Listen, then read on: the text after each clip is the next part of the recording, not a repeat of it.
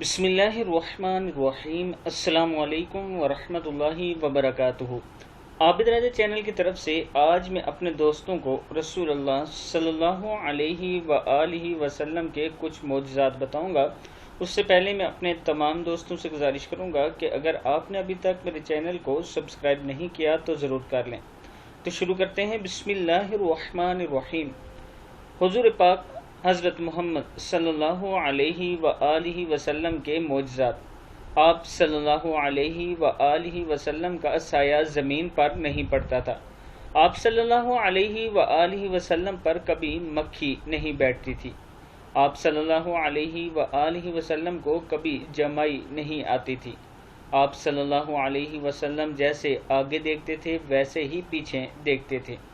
आप सल्लल्लाहु अलैहि वआलिहि वसल्लम जिस जानवर पर सवार होते वो कभी भी बिदक कर न भागा।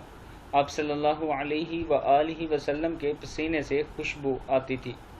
आप सल्लल्लाहु अलैहि वआलिहि वसल्लम जिस पानी में लाहबे दहन डाल देते वो मीठा हो जाता।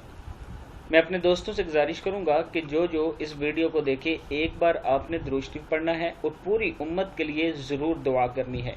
आज जितना ज़्यादा हो सके हम नबी अकरम सल्लल्लाहु अलैहि वआलिहि वसल्लम पर दुरूद भेजेंगे।